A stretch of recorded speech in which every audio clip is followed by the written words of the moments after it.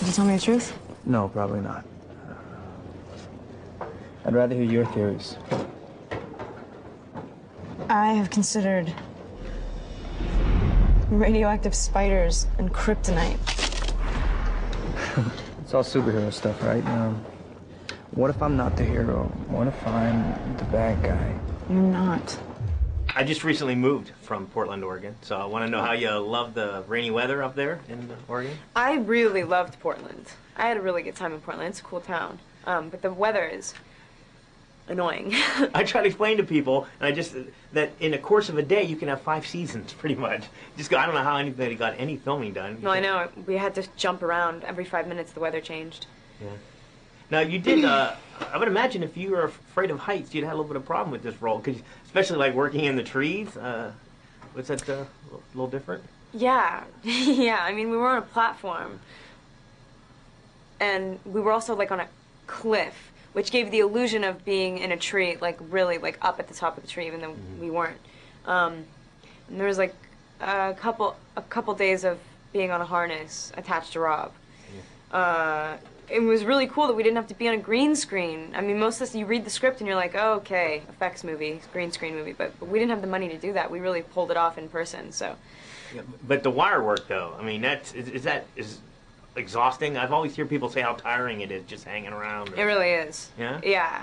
Pressure points, armpits, start to kill.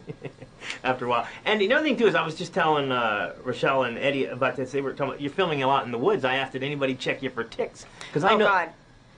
I hate ticks. I can't. They were like, what? Ticks? I'm like, yeah, every time you take your dog in the woods in Portland, you got to check them because they always have ticks on them somewhere. And they didn't know, so somebody blindsided them with that, I would imagine. Yeah, actors are very sheltered. You don't want to freak out the actors because they'll have nervous breakdowns and ruin your whole day of shooting because we're really fragile little creatures. So. I kept thinking of that, too, because there's scenes where you're lying in the woods or you're in the woods, standing in the woods. When I see that, I cringe because that's all I think about when I'm in there. And so yeah, because of spiders and ticks and blood-sucking creatures. Now, we know that, I guess we could say that Edward's character is a tortured soul, but was Bella a tortured soul as well, you think? No, not at all.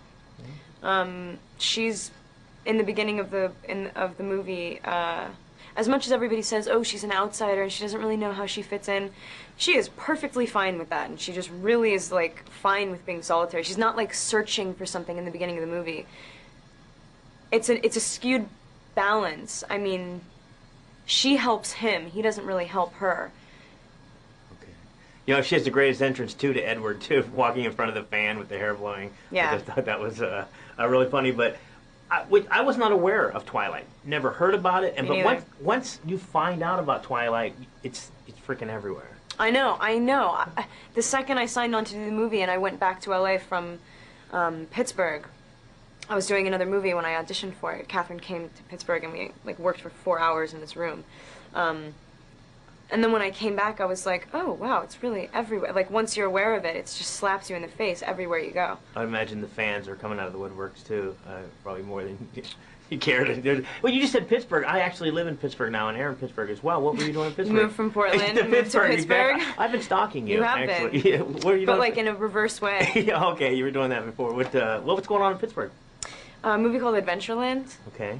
Greg Mottola, who directed Superbad, it's his second movie. It's not like a broad comedy. It is funny at times, but it's really sweet. It's more of like a dramedy. And what time of the year were you there? Halloween. Oh, okay. Last year. That's not too bad. Chilly, but nice. Pittsburgh treat you well? Oh yeah, yeah. Pittsburgh was fun too. Pittsburgh was like real. Not a city, but just like a town, like living in an American town. It was kind of cool. I liked it. Now, once you find out, like I said, they're everywhere, did you read all through the books or anything? Because now I'm kind of interested in finding out more, but then there's a part of me that wants to kind of just wait for the movie. I mean, how similar are they? Yeah. They're sort of the same. It's funny, it's a 500-page book condensed into like an hour and a half or whatever the movie is.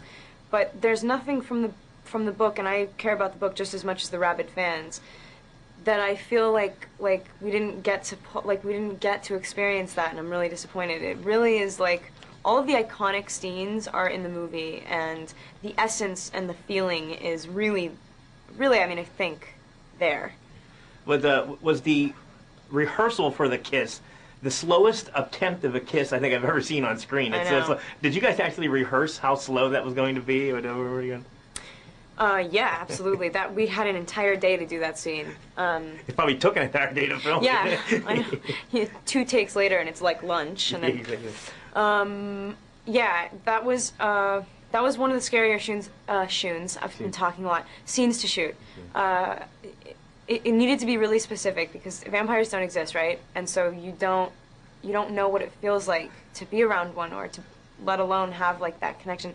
So we wanted it to be really, really hard, and it was really stressful to get it right, to have like the responsiveness be really specific and like acute and noticeable.